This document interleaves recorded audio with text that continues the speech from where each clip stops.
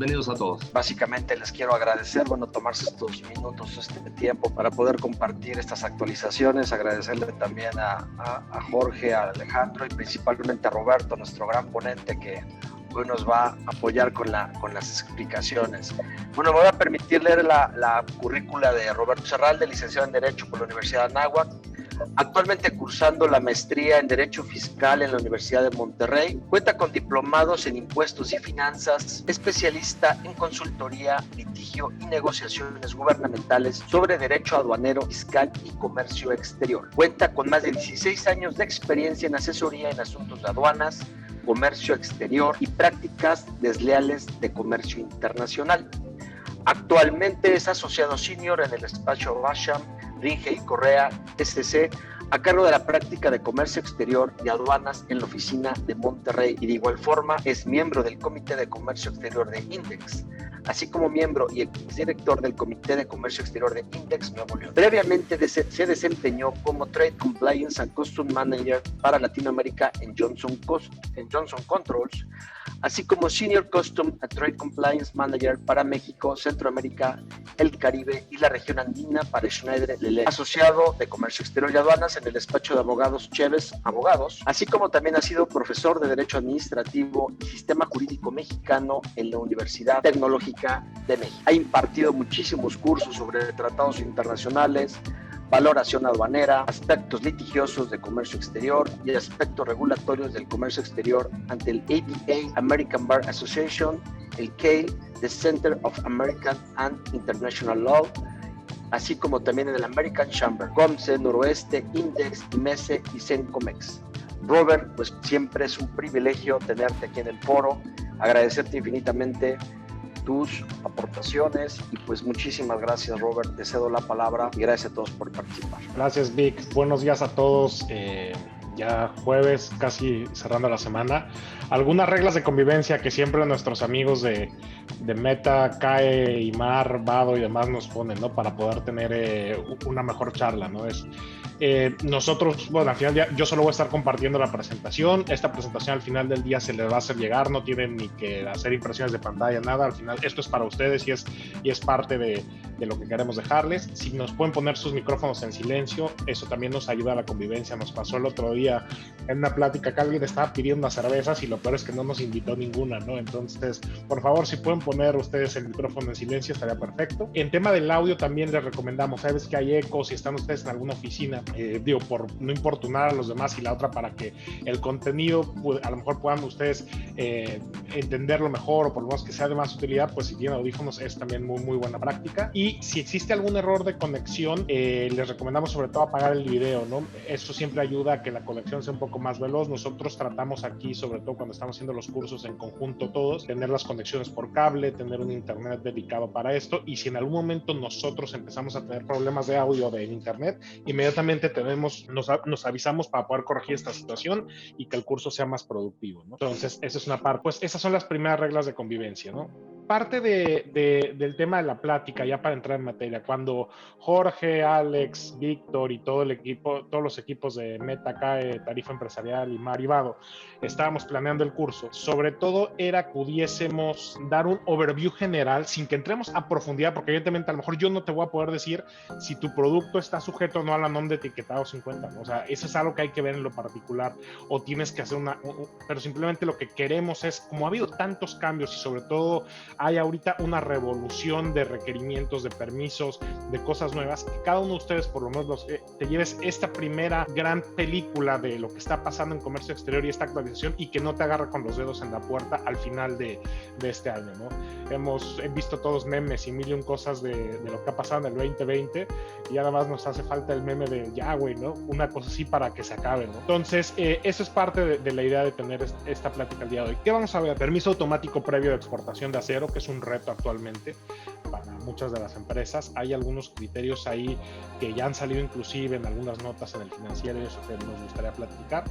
El otro es el trámite de cumplimientos de obligaciones de IMEX y PROSEC. ¿En qué lo queremos enfocar? Dos cosas. Una, hay un oficio muy importante que salió ahora el 23 de septiembre por parte de Secretaría de Economía con algunos criterios específicos donde por lo menos nos dan un poco más de luz de cómo hacer nuestras fees de hechos, qué debemos de interpretar en algunas situaciones particulares, ¿no? Ese es un punto.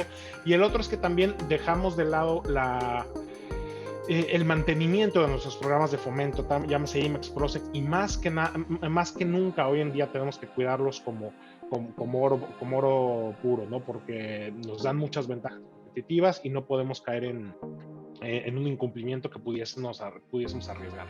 Otro tema que vamos a platicar también en términos generales es el anexo NOMS o las modificaciones que hubo y sobre todo las modificaciones, ¿no?, al artículo 10 del anexo NOMS, y que ahora ya no podemos utilizar muchos de los esquemas que teníamos de carta de exención de NOM. Entonces, nada más para que sepan cómo está funcionando, qué retos hay ahorita. Y finalmente cerraremos con la actualización de la TIGIE 2020 y los NICOS, ¿no?, estos números de identificación comercial que van a ser implementados y que a finales del año vamos a tener que empezar a aplicar muchos de nosotros, para que también sepan qué es lo que se avecina, cuándo viene y que ustedes tengan ahí comentándolo, ¿no? Dicho lo anterior, vamos a pasar con la primera. Entonces, el primer tema para el día de hoy, sobre todo en ánimo del tiempo, ¿no? Nos vamos a ir muy rápido para que no nos extendamos como siempre. Primer punto, permisos previos de exportación de acero. Estos permisos previos de exportación de acero a todos nos sorprendieron. El 28 de agosto sale esta publicación donde Secretaría de Economía los pone en vigor.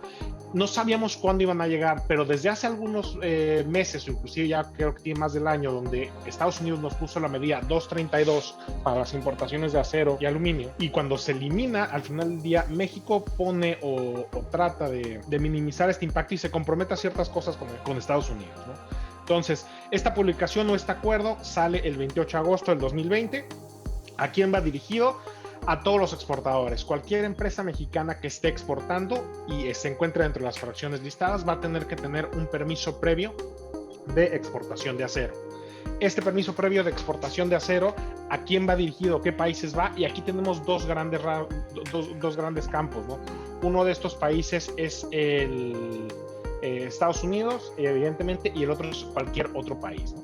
Entonces, como platicaba yo ahorita al inicio, esta es una moneda de cambio del artículo 232, cuando nos pone estos aranceles, y lo que nos dice el propio acuerdo es que va a estar en vigor hasta el 30 de junio del 2021 para las fracciones que son de tubos, y los productos semiterminados, que son el planchón y algunos otros que están en algunas fracciones, ahí va a estar vigente hasta el 31 de diciembre del 2020, ¿no? Entonces, ¿qué se busca o cuál es la intención del gobierno mexicano? El gobierno mexicano lo que busca con este permiso automático previo de exportación es que ciertas mercancías mexicanas que se fabrican con estos insumos y se evite, o al final ya que hagamos pasar acero diferente al mexicano como si fuera nacional, ¿no? Esa es la intención cuando nosotros estamos evidentemente mandando este acero a los Estados Unidos, ¿no? Entonces, ahorita es un reto muy importante. ¿Por qué? Porque evidentemente las empresas no estaban preparadas, muchos de los exportadores no tenían a la mano los documentos que se requieren para hacer este tipo de permisos, y sobre todo al final del día, el punto, sobre todo de este permiso de acero, volviendo al tema, es proteger o de alguna manera probarle a Estados Unidos principalmente que México no está siendo un país por el cual se esté triangulando este acero, ¿no? Que nosotros no estamos tratando de meter acero asiático, acero de Sudamérica, acero inclusive europeo, para hacerlo pasar como acero mexicano, ¿no? Esa es la intención, no es lo que pretende la Secretaría de Economía. Ya entrando un poco más en materia en el permiso, ¿qué mercancías están sujetas a este PAPE, ¿no? Entonces tenemos tuberías estándar sin costura, tubería mecánica y productos semiterminados. Los productos semiterminados son principalmente el tema del planchón, ¿no? Hay un anexo específicamente dentro del propio acuerdo que lista 63 fracciones arancelarias, de las cuales están forzosamente ligadas a que tengas este permiso para poderlas exportar a Estados Unidos o a cualquier otro país. Entonces, tenemos en el apartado A, que son las fracciones de los productos semiterminados, fracciones que van en las 7207 y 7224, casi, como les digo, es planchón.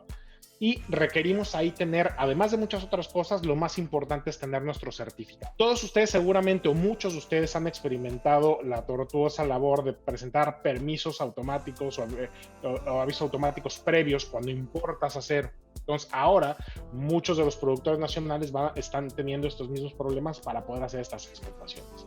¿Y qué otro producto o qué otro tema tenemos ahí? Tenemos el apartado B, que incluye 54 fracciones, que son de las 7304 y 7306, o entre esas fracciones, y aquí requerimos un certificado de molino y además requerimos un certificado de calidad. Es un reto para las empresas, vuelvo a insistir, muchas de ellas no las tenían, y sobre todo aquí el tema más crítico es que muchos de estos productores iniciales, o a lo mejor los de tubo y eso, no son empresas que al final ya tengan tantos controles o demás, y no porque sean empresas pequeñas, sino simplemente no están acostumbrados a este tipo de procesos, ¿no? Entonces, ese es el primer reto que tenemos. Y recuerden que la principal restricción o el principal punto aquí es poder exportar a los Estados Unidos. ¿Qué operaciones, o si yo realizo este tipo de pedimentos, todos de exportación, vuelvo a insistir, y estas claves de pedimento, yo necesito tener un PAPE?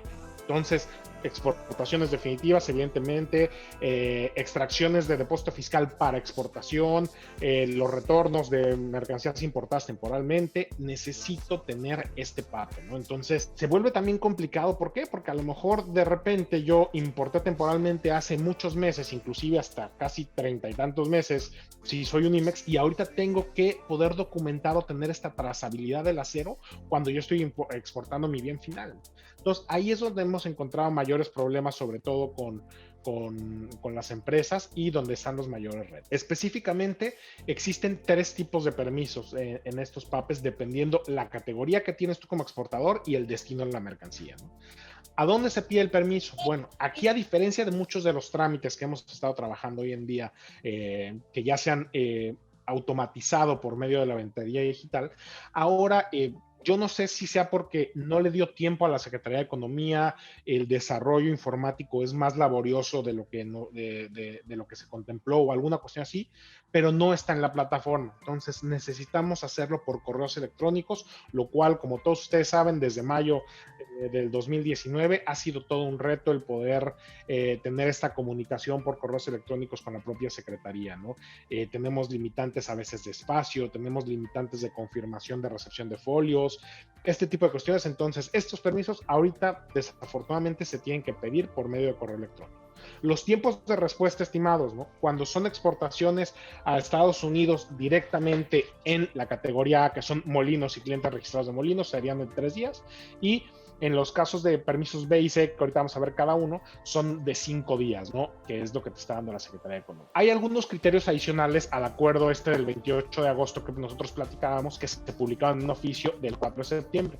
Ya ven que ahora la Secretaría de Economía ha tomado una tendencia de también estar emitiendo muchos criterios de clarificación o de beneficios por medio de estos oficios, de la redundancia. Nos los publica en el SNICE, nos los publica por Twitter. Entonces, ha sido interesante esta nueva forma de comunicación a la cual todos nosotros nos hemos tenido que acostumbrar, porque al final del día no era como se trabajaba anterior. Entonces, mis 3 tipos de permisos que tengo yo. Primero, permisos de molinos y clientes de molinos registrados que exportan a Estados Unidos. Estos permisos tienen una vigencia de 1 mes. Entonces, si yo soy molino y me registro ante la Secretaría de Economía, o soy cliente molino y el molino me registra como su cliente, cuando yo vaya en principio a solicitar mi permiso y exporte a Estados Unidos, los permisos que se me llegasen a otorgar, y ahorita vamos a ver que se llegasen porque es complicado, van a tener una vigencia de 1 mes. ¿Qué otro tipo de permisos también tenemos?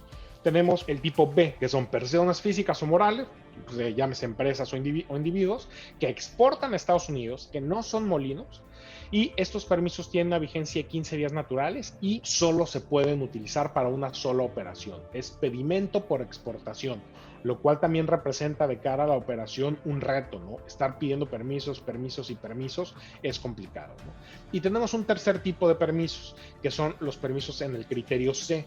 Estos son para cuando exportas a diferentes países que no sean Estados Unidos y que sean molinos o no molinos. Y estos permisos tienen una vigencia de año calendario, ¿no? Como vimos nosotros en la lámina anterior, estos permisos van a tener vigencia hasta el 31 de diciembre o en su caso hasta mitad del año, cuando los solicitemos el siguiente año, ¿no? Entonces, si tú exportas a cualquier país que no sea Estados Unidos, te tienes que ir por la opción C y es, no quiero decir más sencillo, pero es mucho más ágil la tramitación de este permiso, porque como vimos y como hemos platicado, la verdadera intención de esto es cumplir con los requisitos a los cuales nos comprometimos derivados de la medida del 232. Antes de pasar a la documentación que requerimos de los permisos, nos hemos encontrado ahorita con algunas restricciones y sobre todo áreas de oportunidad, ¿no? Es público, ya ha salido en varios medios de comunicación que desafortunadamente la Secretaría actualmente no está otorgando muchos de los permisos o casi ninguno de los permisos de exportación a Estados Unidos, ¿no?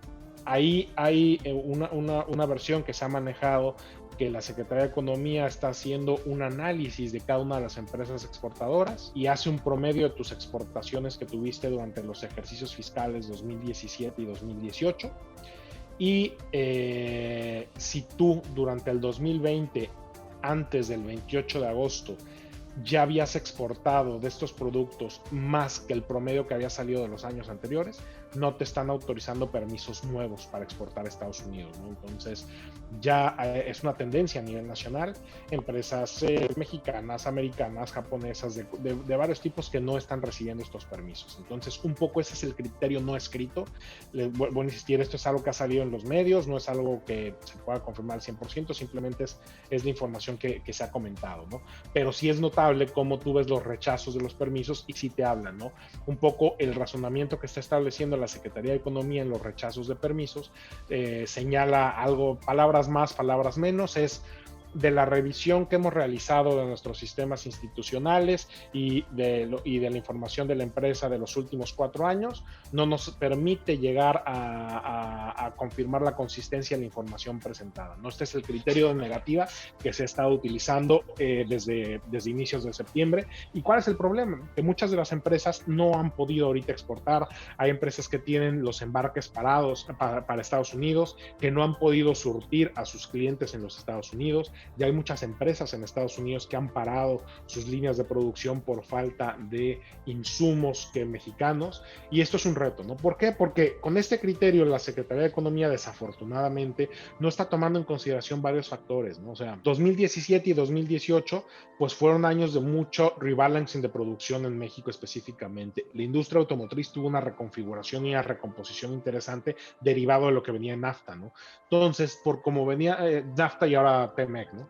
Entonces, derivado de eso, muchas empresas hicieron fuertes inversiones, incrementaron capacidades, buscaron contratos en Norteamérica para tomar ventaja del nuevo tratado y pues evidentemente han incrementado esta capacidad y tienen volúmenes de exportación mucho más altos, y es algo que no está siendo valorado. Entonces ahora a mí, por el hecho de ser una empresa eficiente, una empresa que a lo mejor yo tengo mayor negocio o demás, ya no tengo la posibilidad de estar exportando ahorita a Estados Unidos y estoy incumpliendo compromisos comerciales. ¿Y cuál es el mayor de los retos? Es que los tubos o el planchón o lo demás o los productos que no vendan los mexicanos van a llegar a terceros países. ¿Y cuál es la consecuencia natural?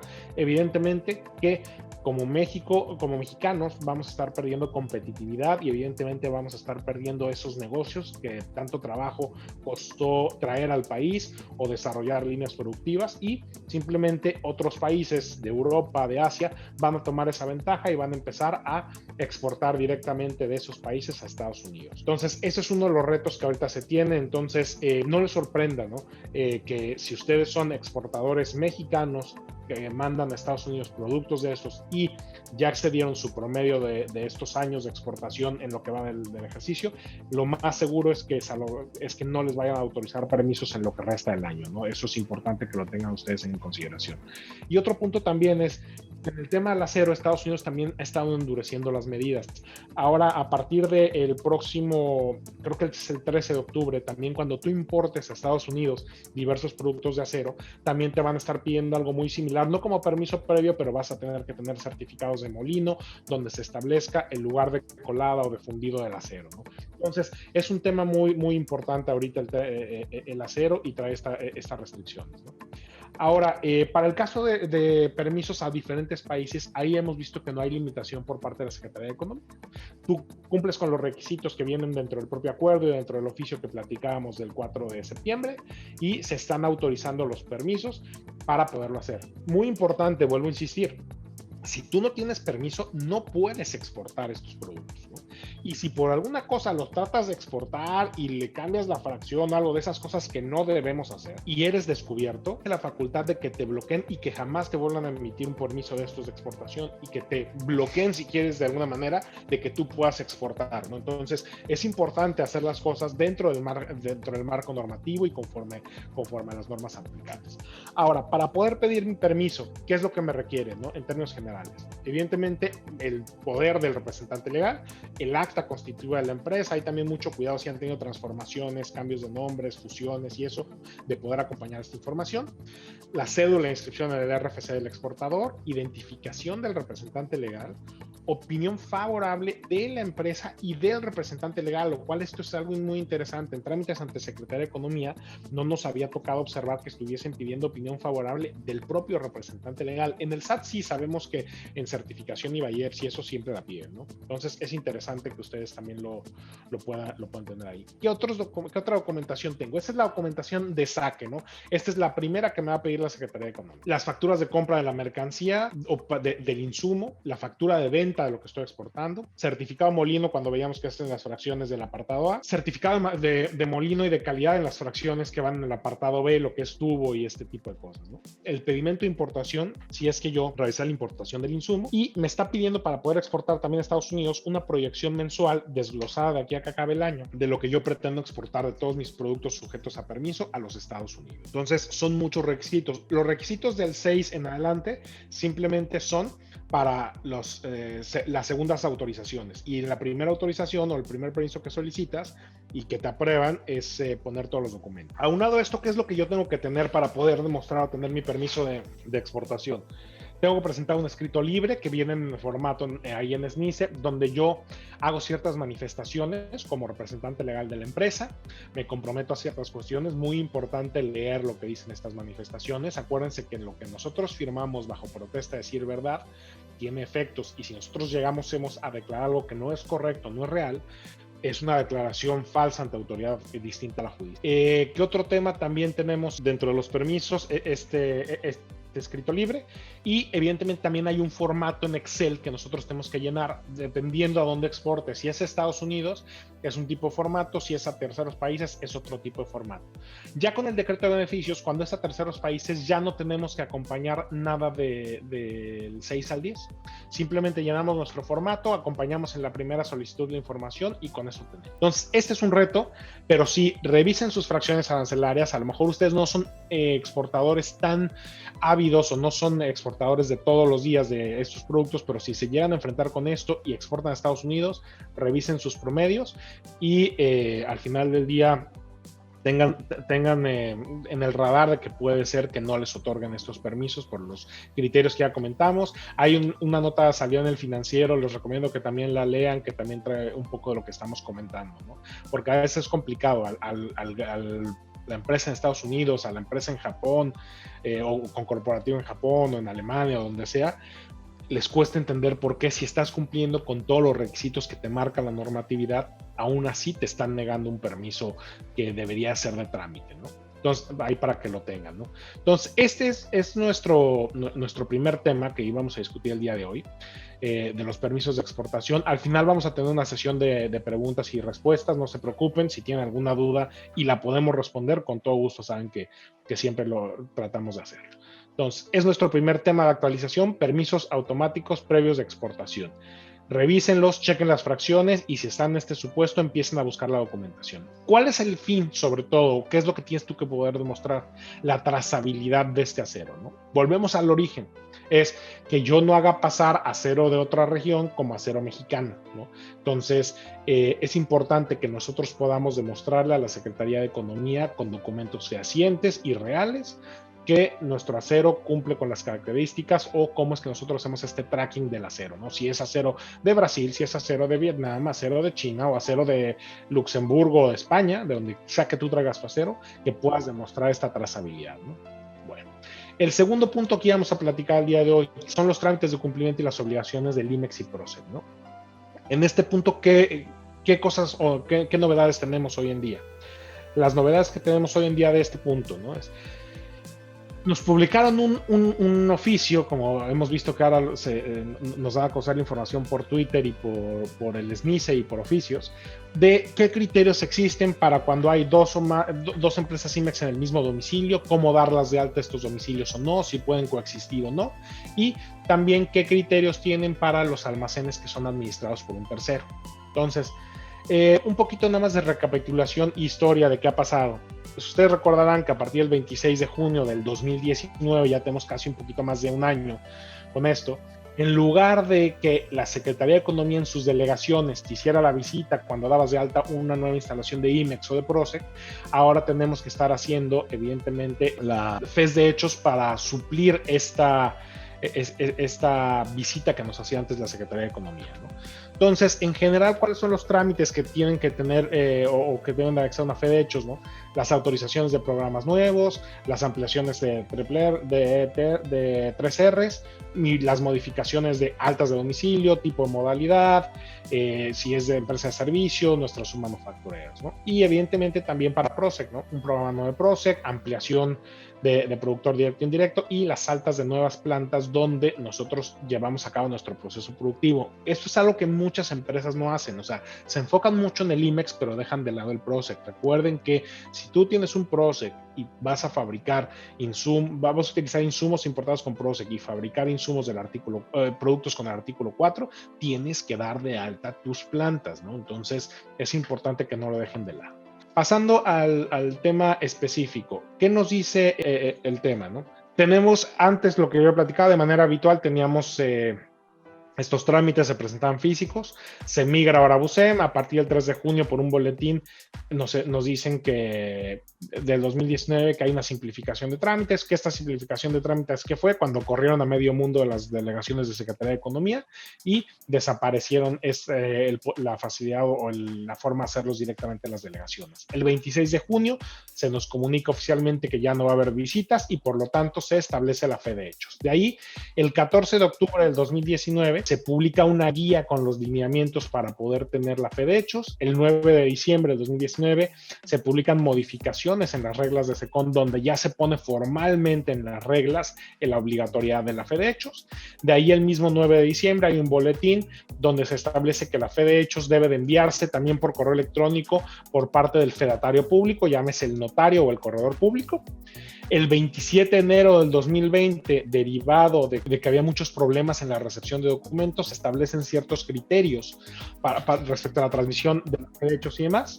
El 25 de febrero del 2020 se modifica la funcionalidad de ventanilla única para aceptar fes de hechos de hasta 50 megas, porque era un reto, o sea, nos piden una infinidad de documentos y algunos sí, casi, ¿no? Un amigo bromea, la fe de bautismo de tu gato, ¿no? Eso ni existe, pero te la piden también dentro de tu fe de hechos. Entonces, evidentemente se vuelven unos documentos gigantes, ¿no? Yo me acuerdo de la primer fe de hechos que yo hice, que la hice por ahí del veintitantos de junio del 2019, no sé, eran alrededor de 110 hojas, ¿no? Entre todo. La última fe de hechos que presentamos hace poquito aquí en la firma de otro cliente eran 290 hojas, ¿no? De documentación. Entonces, así se incrementaba y evidentemente esos 50 megas es un reto, ¿no? Y máxime que pues los limitantes que sabemos de ventanilla única, ¿no? Ventanilla única es la cosa más horrible que existe en la historia, las fotos no se ven, es una bronca llegar a la calidad que nos piden, entonces sí es un reto importante. Entonces en febrero nos ponen estos 50 megas. Y finalmente surge este oficio del que quiero platicarles el día de hoy, del 23 de septiembre del 2020, donde nos ponen criterios adicionales para las empresas que comparten domicilios y servicios prestados por terceros. Entonces, ¿qué nos dice este oficio? El primero, sabíamos por las reglas de economía que sí podían existir dos IMEX o dos empresas, una IMEX y una no IMEX o así, en el mismo domicilio. Eso ya estaba permitido, claramente. Pero Secretaría de Economía, ahora en un ánimo de clarificar más el qué se entiende o cómo es que tendrían que coexistir estas dos empresas, y un poquito una frase que creo que decía, ¿no? De que pues no son multifamiliares, ¿no? O sea, les llamaba mucho la atención que hubiese muchas empresas en el mismo domicilio, emiten este criterio. El primero es la delimitación. Entonces, para que puedan existir dos empresas, IMEX, o dos IMEX o una IMEX con una no IMEX o más empresas, tenemos que tener una delimitación en principio. ¿Esta delimitación a qué se refiere? Entonces, tienes que acreditar la legal posesión del inmueble, de la parte que tú estás utilizando. Oye, mi domicilio es la avenida Hermanos Escobar, por decir algo, número 20. Ah, perfecto. Y ahora, de ese número 20, ¿tu contrato cuánto es? Ah, pues yo puedo utilizar 5,000 metros cuadrados de esa nave industrial. Ah, perfecto. Entonces ya tenemos primero que delimitar el espacio, ¿no? Y un layout y demás. 2, en principio también debe de haber una división física entre las áreas, con elementos durables, bardas, muros, malla ciclónica, un panel o una cinta vinílica adherida en el suelo o una división pintada en la línea, solo cuando el proceso esté relacionado. Entonces ya no podemos seguir utilizando muchas empresas que lo tenían. Oye, aquí vivimos 2 IMEX, no hay barda, pero ya pintamos una línea amarilla bien bonita en el piso. Oye, ¿se relacionan los productos o los procesos de una empresa a otra? No, son empresas independientes. Ah, ya no puedes tener eso. Tienes que tener una delimitación física entre las plantas. Ese es el primer punto que tienes que tener en consideración. Mucho cuidado cuando estés dando de alta estos domicilios si es que coexisten empresas, ¿no? Segundo punto que también nos clarifican ahorita por parte de Secretaría de Economía, que hay independencia. Entonces, para Secretaría de Economía, estas 2 empresas tienen que tener independencia y tienen que tener entrada, salida y área de carga y descarga exclusiva para la empresa, donde no exista ninguna relación o dependencia entre sí. Aquí no nos clarifican si es que entrada y salida se refiere para mercancías o entrada y salida se refiere para empleados, para proveedores del comedor, lo que sea. Yo quiero anticipar o quiero entender, y ya lo preguntamos a Secretaría de Economía, que es evidentemente para la mercancía. Oye, que entren las personas por la misma entrada peatonal no creo que afecte a un programa IMEX de otro, pero el hecho de que sí hay una entrada específica y una rampa dedicada que no pueda tener comunicación con la rampa de la otra empresa o con el área de descarga para que no se mezclen mercancías, para que no se confundan, eso es lo que yo creo, interpreto que la Secretaría de Economía está estableciendo por independencia. Entonces, muy importante, no pudieses en principio compartir unas rampas de carga y descarga, un área de recepción o de embarques con otras empresas si no están separadas y cada una tiene independencia, ¿no? Entonces, esa es la regla general, ¿no? Ahora, las empresas IMEX, tanto en planta como en almacén, pueden dar de alta o pueden coexistir en un mismo domicilio siempre y cuando sigas con estos lineamientos, ¿no? Entonces, muy importante, es un cambio de reglas del juego para que ustedes lo tengan ahí identificado, porque así es como ahorita ocurre, y ya nos hemos dado cuenta que a pesar de que el oficio fue emitido el 23 de septiembre del 2020, muchas solicitudes de ampliación de domicilios o de registro de domicilios o de IMEX nuevos que ingresaron antes del 23 de septiembre, ya le están haciendo requerimientos o las están negando con base en estos nuevos lineamientos, ¿no? Entonces, la tristeza es que vas otra vez y tienes que hacer una nueva fe de hechos o tienes que hacer el proceso otra vez todo de nuevo, ¿no? Entonces, muy importante. Este es el primer punto que nos marca el oficio. Segundo punto que nos marca el oficio. En los casos donde hay arrendamientos, tenemos que acreditar, si nosotros estamos arrendando la planta, primera cosa que tenemos ahora que adicionarle a nuestra fe de hechos es que las personas que firman el arrendamiento o el subarrendamiento en su caso, tienen poder para poder firmar ese contrato. Entonces, ahora Secretaría de Economía está yendo más allá y pide que se verifique y que le demuestres que quien firme este contrato tiene los poderes suficientes para hacerlo, ¿no? Y segundo punto es que se tiene que establecer que, ya lo decía, ¿no? Pero tener el plazo forzoso de un mínimo 1 año y una vigencia de al menos 11 meses a la fecha de presentación de la solicitud.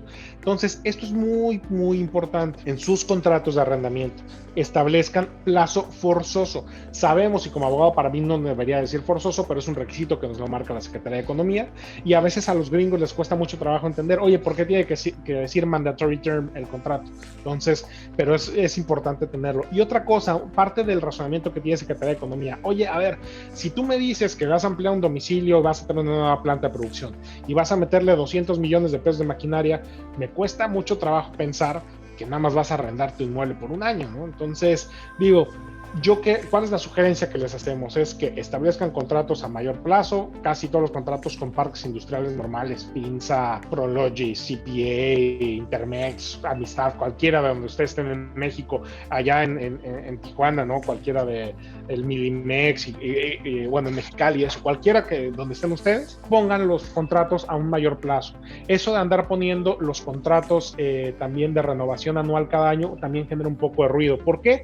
Porque si tú no lo pones así y si te retrasa el trámite, si te requieren algo en la fe de hechos, ya a lo mejor no cumples con el plazo de los 11 meses. Entonces no le juegan al valiente. Mejor tengan mínimo un plazo forzoso de 2 años, ¿no? Y ahora, otro punto importante. Somos muy ávidos o nos gusta tratar a veces de simplificar las cosas, no a muchos. Entonces, cuando tú tienes un contrato de subarrendamiento o de comodato entre empresas hermanas o lo que quieras, tienes tú que acreditarle a Secretaría de Economía que el contrato de arrendamiento original permite el subarrendamiento o permite el comodato. Y en su caso de que tú requirieras una aprobación expresa por parte del arrendador original, tienes también que incluirlo ahí. Entonces, imagínense ahora los mamotretos que vamos a tener, ¿no? Un contrato de estos de Finza o de Prologis, una cosa así de los que me ha tocado últimamente ver, son contratos de 250 hojas, ¿no? Entonces ya desde ahí, si le vamos a tener que incluir 250 hojas nuevas al contrato, pues va a ser una complicación. Entonces, muy importante, en este punto B, ¿qué tienen que ver? Que los que firman el contrato tengan poder para celebrar ese tipo de contrato. 2, que el contrato tenga un plazo forzoso mínimo de 1 año y que le resten 11 meses de vigencia cuando presenten la solicitud. Y ahora mucho cuidado con eso, ¿no? O sea, porque si ya son 10 meses, 29 días, ya no son 11 meses, ¿no? Entonces, para que lo tengan ahí. Y la otra es que acrediten que en el caso de arrendamientos o en el caso de comodatos, que a mí en lo personal no me gustan los comodatos para este tipo de trámites, eso ya es a gusto de cada quien. A mí sí me gusta que haya un subarrendamiento, que se pague el arrendamiento, el subarrendamiento por lo que tiene que ser. Entonces, importante verlo ahí.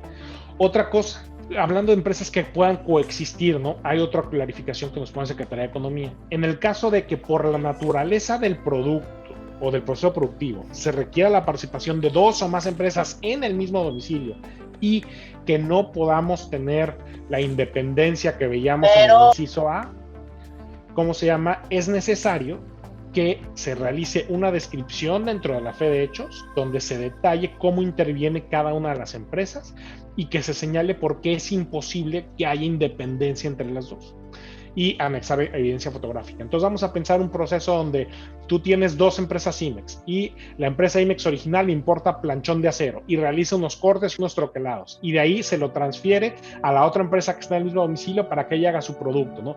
Llámese frames para, no sé, para los asientos o que hagas tapas para velas o lo que quieras, ¿no? Entonces, si esos productos se interrelacionan ahí, tenemos que establecer y diseñar por qué no podemos tener una división física entre empresas, ¿no?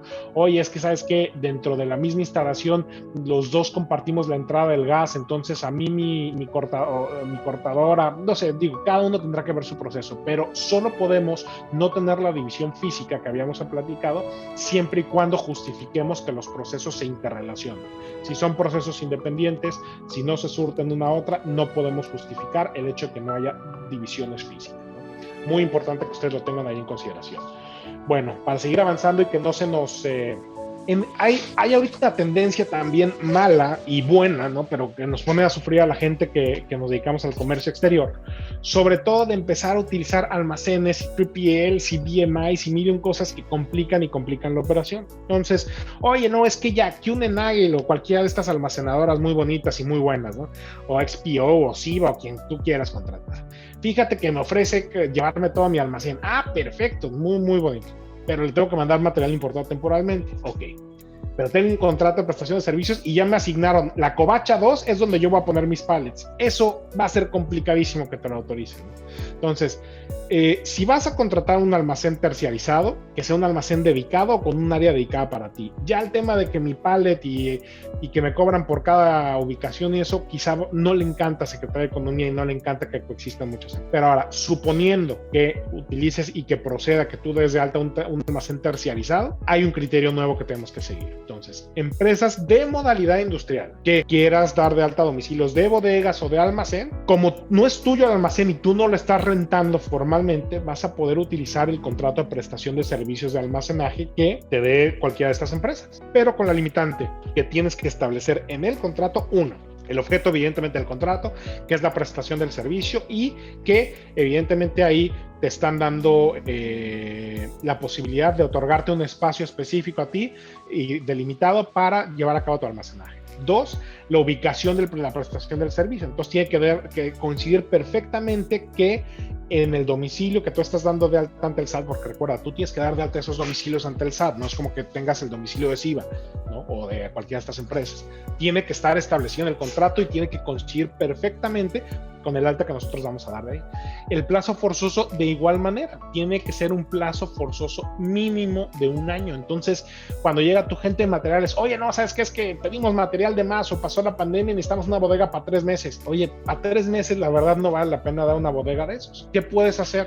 Mejor contrata un IMEX de servicios de almacenaje donde tú puedas transferirle de una manera legal, de una manera correcta las mercancías y que te las almacene, porque para andar dando altas y bajas de domicilios nada más por cada 3 meses, cada 6 meses, honestamente no es opción. Simplemente para quizá en lo que preparas el contrato, haces fe de hechos, todo lo demás, te vas a tardar quizá 2-3 meses de aquí a que llegas a tener el alta, ¿no? Entonces yo les sugeriría que replantearan qué tanto utilizan estos almacenes terciarizados, ¿no?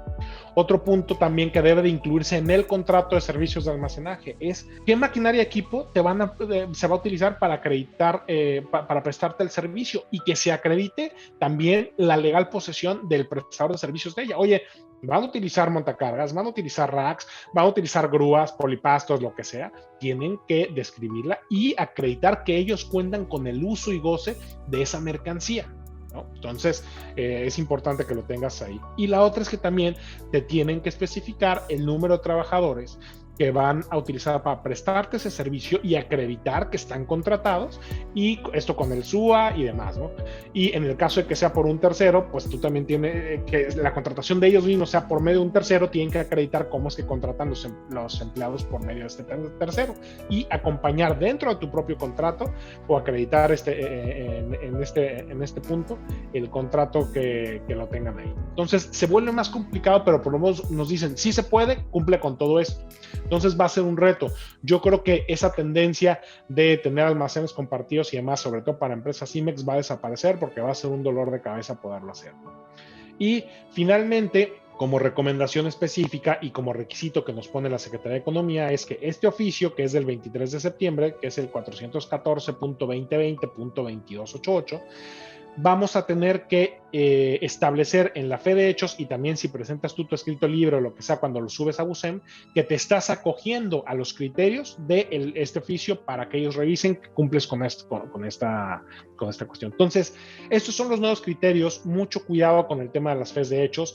No, el gran error que yo he visto que cometen muchas de las empresas, no se están asesorando correctamente, y no me refiero a que tienes que ir con un abogado, con una firma Big Four, lo que sea, es asesórate con quien tú le tengas confianza, pero no te la avientes al loco, ¿no? Y tampoco abandones al pobre fedatario público, porque hay algunos que tienen mucha experiencia, pero hay algunos otros en otras regiones que no tienen tanta experiencia con eso, que no han hecho tantas fes de hechos y pueden quizá no tener un buen desempeño, ¿no?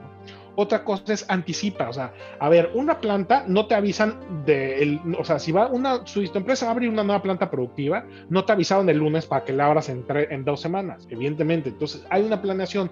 ¿Cuál es el error que hemos visto con muchas de las empresas? Oye, es que ya necesito la fe de hechos rápido, ya te van los papeles y no tienes nada, ¿no? Entonces, es complicado poder tener un trámite exitoso cuando uno se quiere apresurar o no anticipa, ¿no? El proceso correcto al final del día sería juntar la documentación, analizarla, ver que cumples con todos los requisitos, y posteriormente a eso tener que poder ir ya con el fedatario, ¿no? Entonces, estos son los puntos de actualización de criterio que tienen ustedes que tomar en consideración, ¿no? Ya en las preguntas pudiésemos ampliar un poquito más. ¿Qué otro tema? Ya pasamos de la agenda que teníamos hoy para cubrir y vamos conforme al tiempo. Primero, ya vimos el PAPE, ¿no? Los permisos automáticos previos de exportación de productos de acero. Ya vimos los nuevos criterios de Secretaría de Economía específicamente para el el alta de domicilios, donde hay domicilios compartidos o donde yo utilizo a empresas terceras que al final del día me dan el servicio de almacenaje. Ahora vamos a pasar a un tema que quizás está un poco olvidado, no tiene mucha ciencia, simplemente cuando platicamos, voy a insistir, con Meta, CAE, con la gente de Tarifa Empresarial, con nuestros amigos de IMAR Sistemas y de Vado, ¿qué es lo que nosotros queríamos expresar en este curso y que ustedes se puedan llevar a sus empresas? Es también la importancia de mantener nuestros programas de fomento, ¿no? Entonces, ¿qué cosas o recomendaciones que a veces damos por sentado? Yo les pregunto, ¿mantienes actualizados tú tus programas de fomento? ¿Has informado de los cambios que han sufrido? ¿Informaste de los cambios de representante legal? Me costaría mucho trabajo pensar que el representante legal que firmó tu solicitud de IMEX a lo mejor siga trabajando en la empresa, ¿no? Ahorita que hay muchos cambios y muchas oportunidades laborales, entonces, informas ese tipo de cosas. Ahora, ¿te has metido a analizar las guías emitidas por SECON o bien los trámites que deben de ser hechos por correo electrónico? Es muy importante que lo tengas ahí. Muchas veces, y el gran problema es que nos consume la operación y a veces dejamos de lado este tipo de cosas de mantenimiento hasta que revientan o hasta que de repente no puedes presentar el reporte anual o hasta que llega que te van a comprar alguien y el abogado de la parte contraria te pide los papeles o hasta que tienes que renovar tu certificación IVA, lo que sea, ¿no? Entonces, es importante que realicemos nuestro mantenimiento y nuestras actualizaciones a nuestros programas de fomento originales, ¿no? 1. Reporte de socios y accionistas. A los abogados y a los contadores saben que nos encanta hacer reestructuras corporativas. Entonces, ¿has mantenido actualizados socios o accionistas? Hay una guía específica de cómo hacer estas modificaciones de socios y accionistas en Secretaría de Economía. Esto lo pueden encontrar ustedes en SNICE, ¿no? ¿Cómo lo hago? Me meto a BUSEM, hago una actualización en el personal de la empresa, socios, accionistas, pongo los datos, con el acuse que me arroja, yo de repente mando un correo electrónico a la Secretaría de Economía, a DGC Trámites, donde les digo qué es lo que hice y simplemente ellos validan los cambios y hacen una confirmación de recibo, pero ya estás actualizado, entonces ya saben que tus socios accionistas coinciden, ¿no? Entonces, no sé cuántos de ustedes lo hayan hecho, ¿no? Y cuántos han sufrido estas reestructuras a lo largo de los años, ¿no? Este es solo un ejemplo que yo les quería poner, ¿no? ¿Qué otro tipo de cambios, no? Representantes legales, ¿cómo se llama? Y otros cambios que tenemos en el IMEX, ¿no? Modificación de baja de fracciones autorizadas. No sé si a lo mejor tú seas de los obligados o ya no estuvo utilizándolas. Cambio de domicilio fiscal, si lo hicieron en su momento. Cambios de razón social.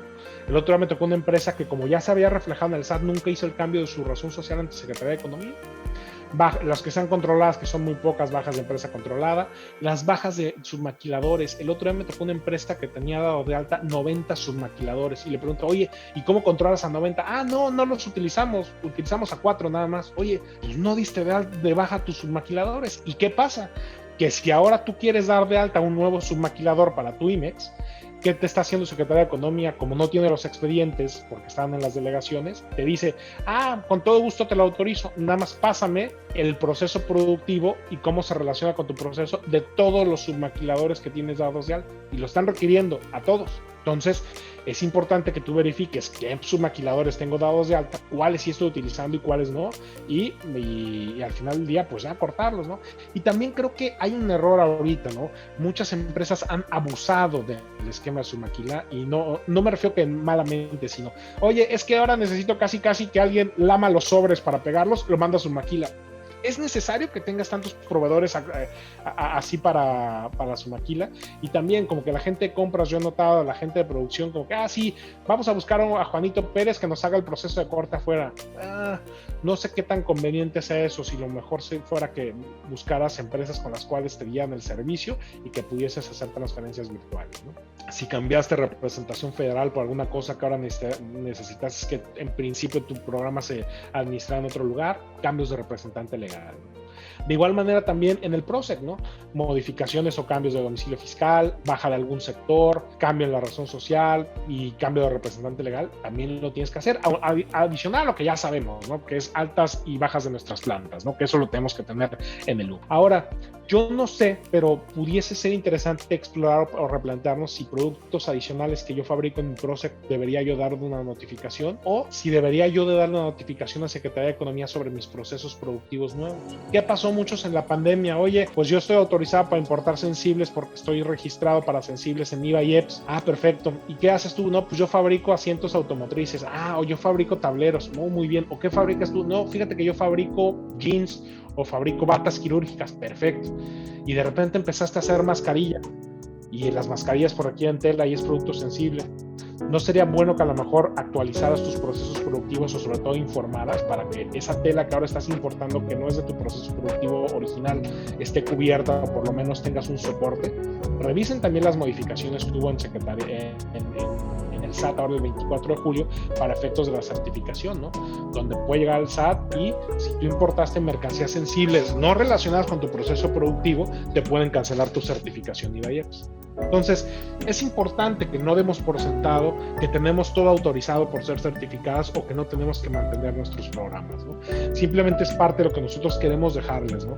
Cada quien sabrá cómo lo está administrando. Entonces, esto es lo que teníamos ahorita por parte de programas de fomento. Vamos a pasar ahora a nuestro tercer tema del día de hoy para ir cerrando la charla, ¿no? Yo, a mí soy como el de la morgue, ¿no? No me gusta llevar noticias tristes, pero pues parte de la chamba, ¿no? Tener que a veces traer este tipo de noticias. Ya pasó la modificación al anexo NOMS, todos estamos apanicados, llevamos estos días desde el 1 de octubre teniendo que cumplir con las NOMS de etiquetado al principio.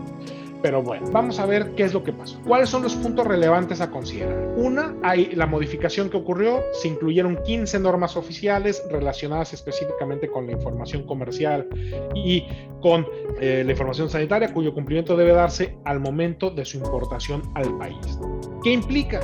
Que se derogaron las fracciones 7, 8 y 15 del artículo 10 del anexo NOMS. ¿En qué se traduce en términos coloquiales? Se traduce específicamente en que yo ya no puedo utilizar la carta de excepción de NOM, esta milagrosa carta que había recibido tantos memes y tantas lágrimas de muchos de nosotros. ¿Cómo nos dimos cuenta de esto? O sea, había un anteproyecto de NOMS que se había publicado, que tenía como fecha de entrada el 1 de octubre.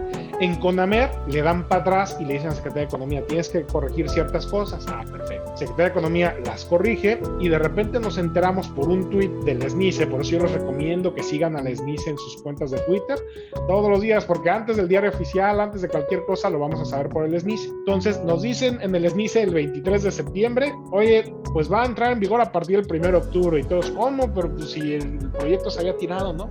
Para que lo tengan ahí en el loop, ¿no? Entonces, estos son los cambios que nos ocurrieron para efectos de las NOM. ¿Qué más? ¿Qué nos decía la fracción séptima, ¿no? Que podíamos nosotros utilizar la carta NOM para las mercancías que iban a ser utilizadas directamente por una persona física para su uso directo y que no las ibas a destinar a comercialización, ¿no? Entonces, ya no existe esta limitante. Para las empresas no era común que utilizáramos la fracción séptima, esto era para personas físicas, pero se derogó. La que sí nos pega o nos pegó a todos, ¿cuál es? La fracción octava. Entonces, lo que nos decía la fracción octava era que nosotros podíamos exentar el cumplimiento de la NOM de información comercial al momento de su introducción al país, siempre y cuando fueran mercancías que no fueran a expenderse al público tal y como se fueron importadas, siempre y cuando, una, las utilizáramos para nuestra prestación de servicios. Dos, que las utilizáramos para llevar a cabo nuestros procesos productivos, inclusive si fueran refacciones, partes, componentes,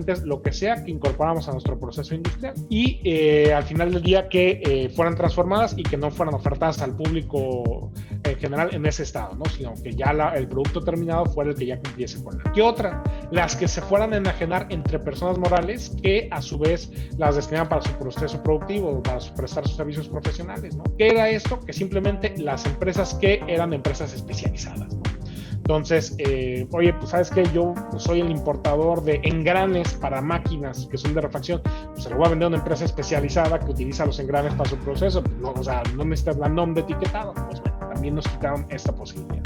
Y la otra posibilidad, otra excepción que estaba dentro de la fracción era el tema de las que se importaran para destinarlas a procesos de acondicionamiento, envase o empaque. Entonces ya no podemos utilizar carta NOM para esto.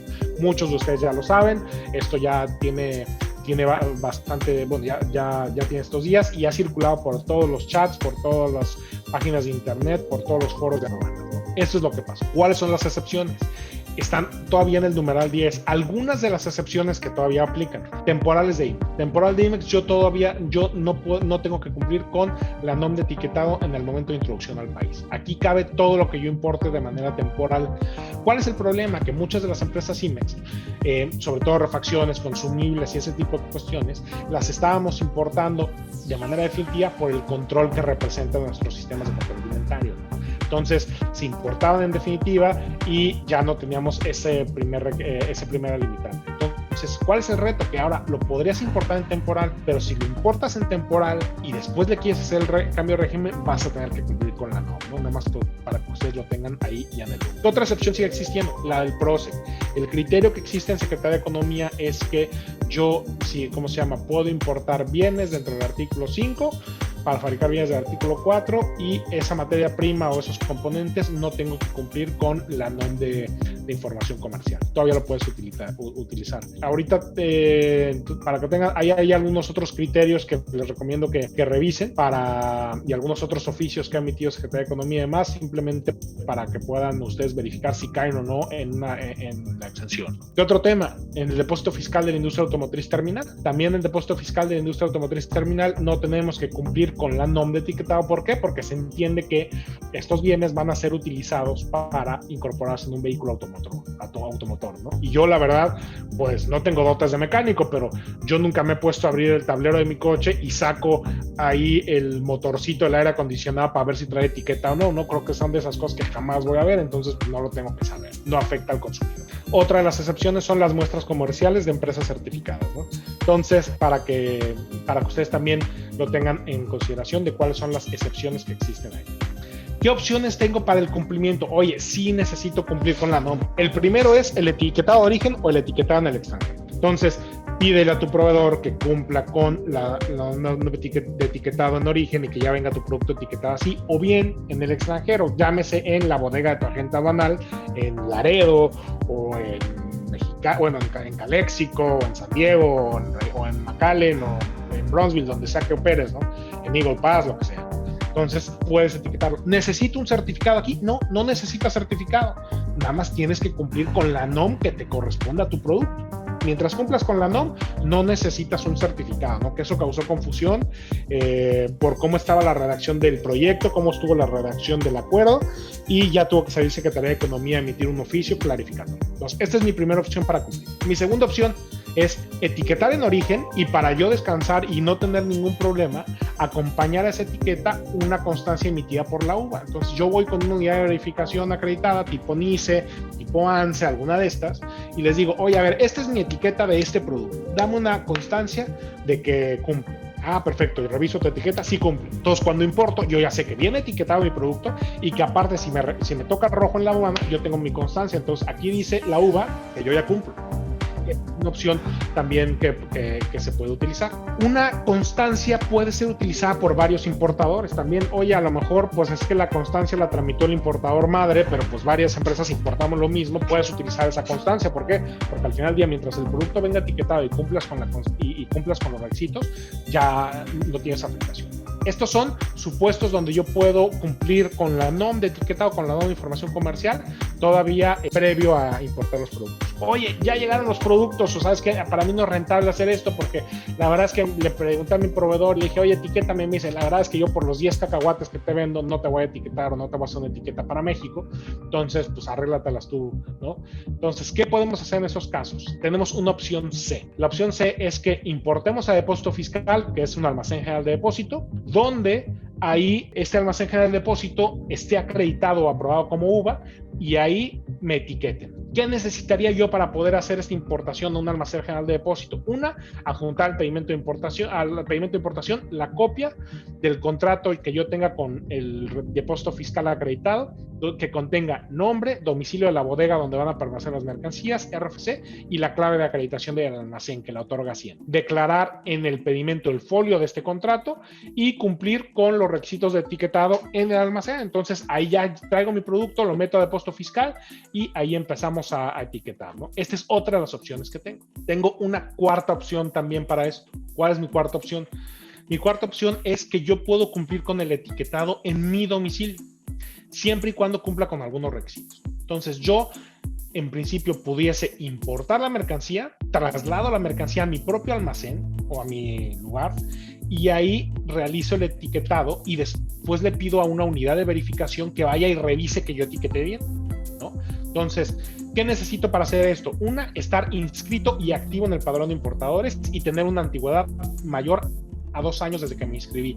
Ahorita hay una excepción como de estos oficios que nos puso el Secretario de Economía. Hasta el 7 de noviembre puedes utilizar esta opción sin tener más de 2 años en el padrón de importadores, ¿no? Entonces, ese es un punto.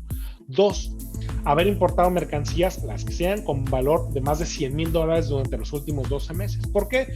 Porque lo que no quiere Secretaría de Economía es que un importador, Juanito Pérez, diga, sí, yo estoy inscrito, tengo más de 2 años y importé 10 pesos, entonces voy a decir que voy a certificar o voy a etiquetar en mi domicilio y después se peleen con la mercancía, ¿no? Entonces, es parte de lo que están tratando. Entonces, el procedimiento en términos generales, ¿cómo es? Al pedimento de importación, tengo que anexar mi contrato con la uva, con el folio del contrato, la clave de identificación de la uva. Tengo que establecer la fecha programada ya para la verificación y el domicilio donde se va a encontrar la mercancía. Y tienes que etiquetar en un plazo de 30 días.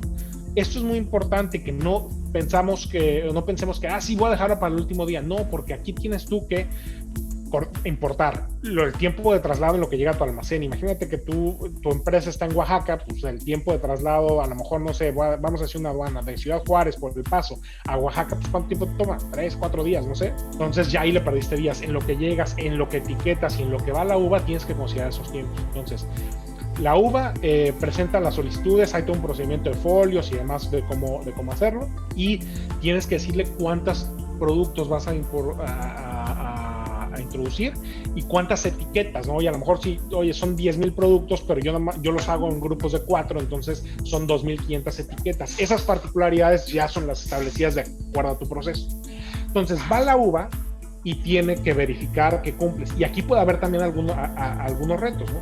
La uva dice, perfecto, sí cumplió con el etiquetado, le manda el reporte a Secretaría de Economía del SAT y todo es felicidad. Puede decir, oye, no está cumpliendo con el etiquetado, o puede decir, el producto no estaba dentro del alcance de la norma, ¿no? Que también me ha pasado. Entonces, cada uno es particular. Y después de estos 30 días que tú tienes desde la importación, la uva tiene 10 días para notificarle al SAT acerca de la verificación. Si no verificas, ahí es donde vienen las sanciones para el importador, y si es nada más nombre etiquetado, pues tu primera sanción puede ser el 2% del valor de la mercancía, ¿no? Entonces cada uno tiene que ver los hechos de incumplimiento. Estas son las opciones que tenemos para cumplir cuando nos corresponde cumplir. Algunas recomendaciones que yo les doy para este punto, ¿no? Primero, revisar tus productos y las NOMs aplicables. ¿Por qué? Porque puede ser que a lo mejor mi producto pueda encuadrarse en una NOM de certificación, una NOM de etiquetado, entonces a ver cuáles son las que tengo que cumplir. 2, evaluar los escenarios, ¿no? Oye, ¿me conviene solicitar el etiquetado en origen? ¿Me conviene verificar etiquetar en frontera? ¿Cambiar a un sourcing doméstico? Mejor, oye, ¿sabes qué? Es que en mi planta, pues el comprador es medio flojillo y como ya tienen el proveedor en Estados Unidos, no busco un proveedor aquí en México. Pero pues a lo mejor el proveedor en México lo tiene y ya está etiquetado y mejor se lo compras aquí, ¿no? Entonces sí, no pensar que todo lo tenemos que importar, ¿no? Es importante ver si ya hay algún sourcing aquí.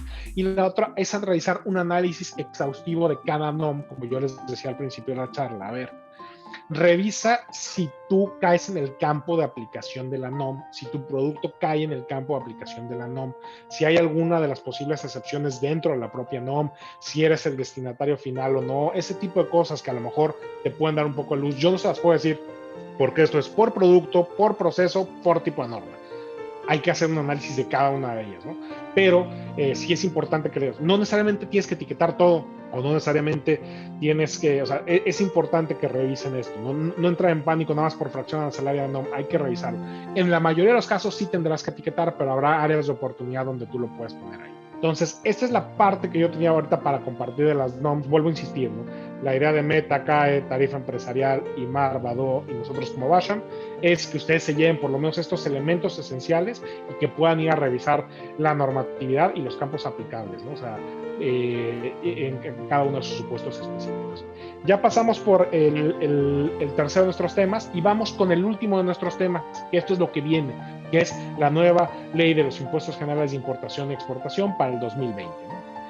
¿Qué trae la ley o cuáles son los ejes de acción de la nueva ley? La primera es la implementación de la sexta enmienda del sistema armonizado conforme a la Organización Mundial de Aduanas. Ya estamos en la séptima, pero nosotros apenas estamos implementando la sexta, es el desfase que nosotros tenemos. Y otra cosa también tenemos con este eje de la nueva LIGI. Una es la implementación de los números de identificación comercial, los NICOs. Vamos ahora a tener en algunas fracciones un quinto par de dígitos que van a ser este NICO, que nos va a permitir tener mayor información de datos estadísticos y sobre todo mayor capacidad de reacción para identificar mercancías que pueden dañar a la salud o mercancías que son sensibles para conflictos comerciales. Este tipo de cosas es lo que pretende la Secretaría. Otro de los ejes de la actualización de la nueva LIGI, ¿cuál es? Es evidentemente eliminar fracciones obsoletas, ¿no? O sea, no sé cuándo fue la última vez que ustedes importaron un fax, o cuándo fue la última vez que importaron un cassette de estos ya no se diga de los day track, ¿no? De estos últimos, ¿no? Que grababas, a los que tenemos un poquito más de canas, que hasta grababas, creo que en el radio, tus canciones cuando salía, y si el locutor hablaba, te dabas un tiro, ¿no? Yo no he visto uno de estos, ¿no? Entonces, estas fracciones que tienen un bajo o nulo flujo comercial, al final del día se hace la actualización de la tarifa, ¿no? En el proceso de elaboración de esta nueva tarifa, conforme a la sexta enmienda, este proceso que contempló, y estas láminas son de Secretaría de Economía, ¿no? Es algo que nos presentó el director de facilitación de Comercio Exterior de la Secretaría de Economía. Se coordinó un proceso con el SAT y Secretaría de Economía para tener una actualización de sistemas y de procesos en conjunto.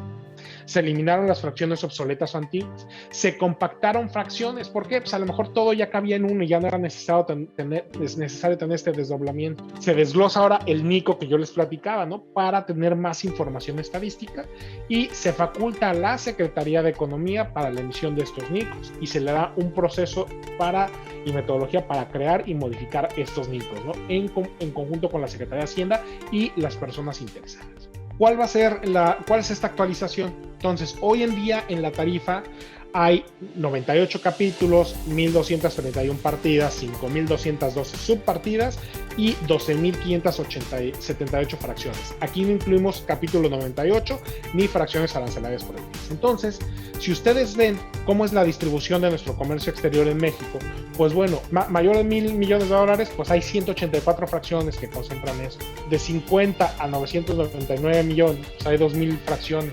Y poco a poco con el valor están aquí, y hay algunas fracciones que no hay comercio, ¿no? O sea, hay algunas cosas que pues no se venden, ¿no? Estoy pensando, todos sabemos que para clasificación arancelaria pues hay un número, ¿no? Si una persona fallece o en el extranjero, pues importa, entonces puede haber fracciones de ese tipo de cosas, así, ¿no? Que no hay comercio, no hay venta, ¿no? Entonces, este es el rango de dólares de comercio en esas fracciones arancelarias. ¿Cuáles son las diferencias que va a haber o que existen entre la LIGI vigente y la nueva LIGI, ¿no? La LIGI vigente, se implementa la sexta enmienda. Ahora se hace una LIGI menos robusta, ¿no? Se reduce el 40% el número de fracciones arancelarias, se consolida mucho, ¿no? Se crean los números de información comercial, como les platicábamos, y en este proceso de actualización no hay modificación de aranceles, no hay modificación de fracciones del capítulo 98 ni prohibidas, y no se modifican regulaciones y restricciones arancelarias. No nos va a incrementar en principio la carga administrativa. ¿Qué más tenemos aquí? La nueva estructura de la TIGIE, ¿no? ¿Cómo está la TIGIE 2012 versus la TIGIE 2020? Seguimos con 22 secciones, seguimos con nuestros 98 capítulos, tenemos ahora 2 partidas menos, tenemos más subpartidas, pero reducimos fracciones arancelarias de 12.886 a 7.857. Y entonces, esta reducción al final del día, ¿cómo está el desdoble, ¿no? De estas 12.886? Hay 6.104 que permanecen sin cambio, hay 190 que permanecen pero se desdoblaron en más fracciones, hay 6.477 que se eliminan, hay 115 que se eliminaron pero a la vez se desdoblaron en otras fracciones, y hay 1.563 nuevas fracciones que se crearon, para darnos este total de 7.857 fracciones. Ya pasando con el tema de las fracciones, que poco a poco se van a tener que familiarizar, que hacer este tipo de correcciones para poder las ecuaciones y actualizaciones en los sistemas. El tema de los NICOs, ¿no? Entonces, un poquito del por qué nacen los NICOs, ¿no? De 2013 a 2019 se crean 816 fracciones, y el 98% solo tuvo como objetivo la identificación comercial y no establecer un arancel diferente. Entonces, aquí sobre todo en textiles, y eso que camisa de niño, de niña, de señorita, de mujer, de hombre, entonces muchas de esas fracciones fueron por esto. Entonces, la estructura que traen está la nomenclatura, los objetivos es política comercial, aranceles y todo, es a 8 dígitos. Inteligencia comercial y estadística, nos vamos a los 10 dígitos, ¿no? Para eso se crean los NICOs. Y ya para ir concluyendo, ¿cómo es la estructura del NICO? La estructura del NICO, nuestra fracción arancelaria, tenemos nosotros que a 6 dígitos somos nosotros iguales en cualquier país que pertenezcamos a la Organización Mundial de Aduanas. Nuestro capítulo, nuestra partida, nuestra subpartida. Ya en los siguientes dos dígitos de estos 8 tenemos lo que es aranceles, regulaciones no arancelarias y la base para la información de la balanza comercial. Y ya en el NICO, aquí nos viene para poder tener la identificación comercial. Entonces aquí nosotros vemos camisas, las prendas de vestir, camisas, bla, bla, bla, de las 6106-1002 son camisas de algodón, y con el NICO ya podemos establecer si son camisas deportivas para mujeres o son camisas deportivas para niñas, y ya con eso podemos tener una mayor identidad. Un ejemplo interesante de cómo está este tema, ¿no? O sea, los objetivos era una fácil identificación de las mercancías, mayor extensión de la información que tenemos, alinearnos de alguna manera también con el sistema armonizado de Estados Unidos, Canadá, China, donde están a 10 fracciones. Ojo, no crean que porque Estados Unidos quiere fracciones va a ser la misma fracción de 10 para nosotros. No caigan en ese error, por favor. Nuestros NICOs son diferentes a la fracción de 10 dígitos de Estados Unidos.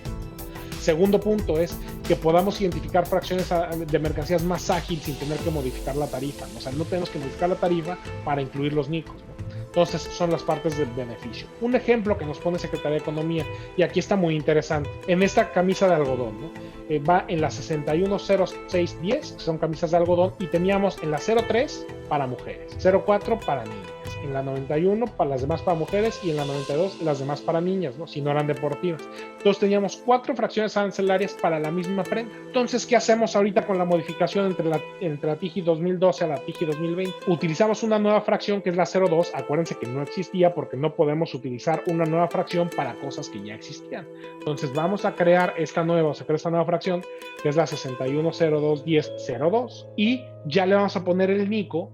La 61061002 va a ser la misma fracción, 25% de IGI, exenta la exportación, es por pieza, y ahora tenemos los NICOs que van a ser, en lugar de tener 4 fracciones, tenemos la misma fracción y solo le estamos incluyendo el NICO de acuerdo a el tipo de producto que es. Entonces, este es lo que se busca, la simplificación, ¿no? Y aunado a esto, y ya para terminar, va a haber hay modificaciones a la ley aduanera, ¿no? Se adiciona el concepto de NICO, una para cómo presentamos las mercancías en la aduana. También vamos a poder hacer consultas de clasificación arancelaria respecto de los NICOs, las responsabilidades del agente aduanal y de los importadores de cómo es que nosotros estamos estableciendo el NICO, y hay infracciones y secciones por inexacta declaración del NICO, ¿no?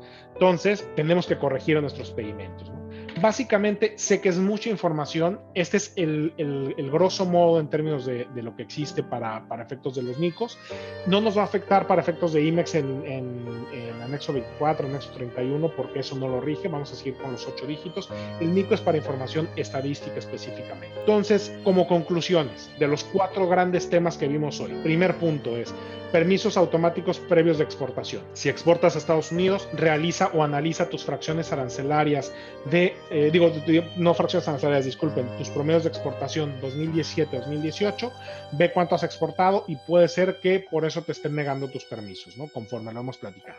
Y muy importante, analiza si vas a requerir exportar, que vayas preparándote o que vayas hablando con tus clientes para esto, o con tus proveedores, ¿no? También, si es que tú eres un importador en Estados Unidos o tienes la responsabilidad de la empresa en Estados Unidos.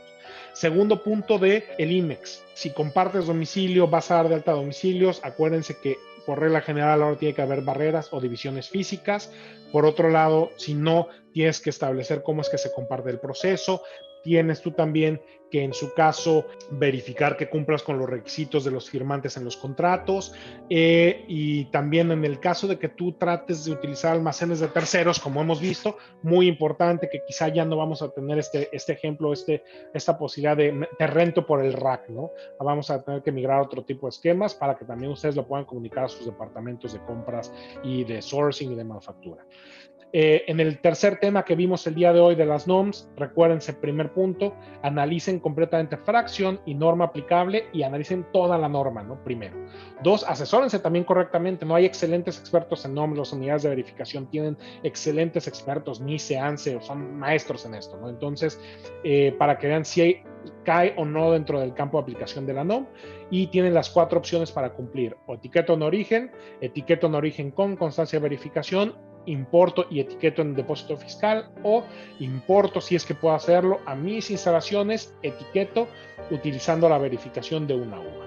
Y finalmente, en este último tema, ya están los documentos. Eso sí hay que reconocer mucho a Secretaría de Economía, cada vez nos da mayor información. Ustedes en el micrositio de SNICE, pues o en el sitio de SNICE hay un micrositio ya de todo, de permisos de exportación de acero, de NICOS, de TIGIE 2020.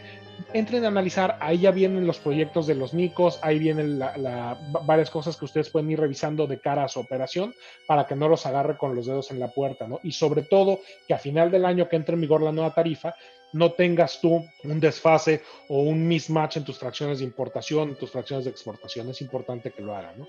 Y pues básicamente, pues muchísimas gracias otra vez a Víctor, a Alejandro, a Jorge, a Meta, CAE, Tarifa Empresarial, IMAR Sistemas y Vado por dejarnos compartir estas ideas hoy con ustedes.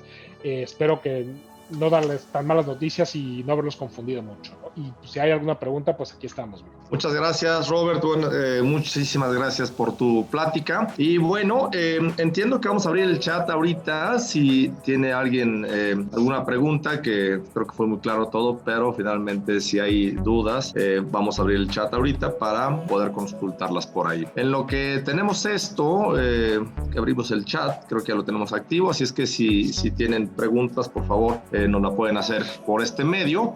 Y bueno, de mi parte, en lo que tenemos preguntas, Robert, voy a tomarte tu pantalla. Hemos acostumbrado en estas sesiones, pues bueno, platicarles de las herramientas que hemos desarrollado en Vado, en CAE, Meta y con IMAR Sistemas, que es la consulta de la tarifa, que lo estoy mostrando aquí en pantalla, y también la consulta de la legislación aduanera. No queremos dejar de insistirles son sitios sin costo, abiertos a toda la comunidad de comercio exterior. Aquí en pantalla les estoy mostrando lo que es la TIGIE. El sitio es tigie.com.mx, muy sencillo. Y aquí te podemos hacer la consulta de fracciones arancelarias con todas tus regulaciones, restricciones, preferencias, tratado de libre comercio, etcétera. Así es que lo hemos estado como costumbre mostrando siempre en estas sesiones. Aquí estoy haciendo una presentación rápida solamente para que, pues bueno, sepan el alcance que tienen estas plataformas que no tienen costo y que los invitamos a que consulten. Esta es la plataforma TIGIE, donde, insisto, está todo activo. Y de aquí tenemos la liga también a Vado,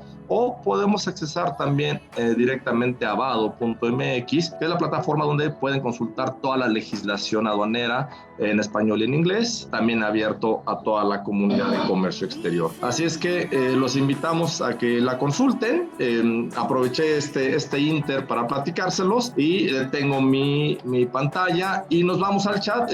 Robert, tenemos pues muchas preguntas. Yo creo que por cuestión de tiempo dará tiempo de responder algunas, o si de manera breve nos puedes ayudar a comentar lo que está ya en el chat, y posterior a esto, pues bueno, estaremos dando fin a esta sesión. Pasaríamos a darles la voz a nuestros socios comerciales de MetaCAE para que concluyan el evento. Pero Robert, te regreso el micrófono para, ya tuviste oportunidad de ver ahí en el chat, ver si nos puedes platicar algo al respecto y concluir con esta sesión. Y claro, vamos a tratar de resolverlas lo más que podamos en ánimo del tiempo. La primera, la presentación se les va a hacer llegar, como platicábamos. Esto es para ustedes, entonces no tienen ningún problema. Nos preguntan, oye, ¿puedo realizar el etiquetado de la NOM 50 para B5s? Bueno, es que al principio, o sea, el que tiene que cumplir es el importador, ¿no? Entonces, si desde el fabricante ya cumples con la norma, es como si etiquetaras en origen. Entonces,